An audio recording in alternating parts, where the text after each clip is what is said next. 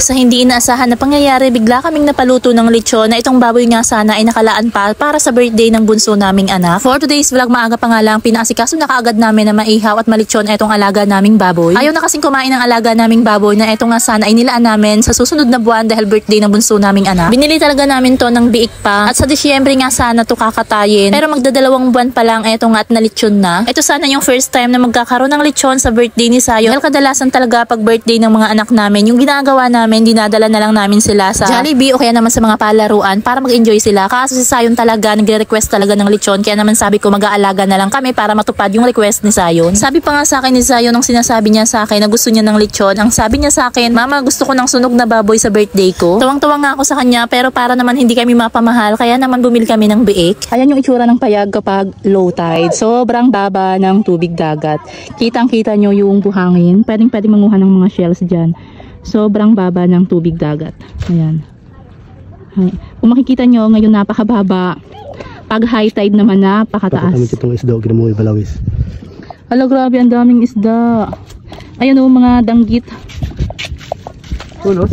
Mga danggit yung isda na yan. Nung naluto nga pala yung lechon, dinala na lang namin dito sa payag. Tapos pumunta na lang din dito yung mga kamag-anak ko. Sabi ko nga pala sa bunso naming anak na si Sayo na kunwari na lang birthday niya ngayon. Pero dahil alam naman ng bunso naming anak na hindi niya talaga birthday ngayon at sa December pa yung birthday niya. Kaya naman ito gagawan ko na lang ng content at gagayahin ko yung mga napapanood ko na hinihiwan nila yung lechon na naririnig yung pagka-crunchy. Lapit mo.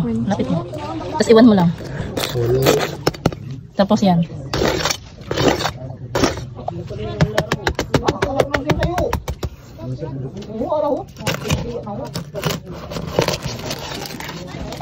Pinaplano ko nga dyan na makuha ko ng buo yung balat ng lechon kaso hindi ko magawa ng tama. Yung napapanood ko kasi ng mga kumakain ng lechon lalo na yung mga nagmumukbang, grabe napakasarap ng lechon, nakakatululaway talaga. 1, 2, 3. Naka-play. 0.5. Diba ng dagat?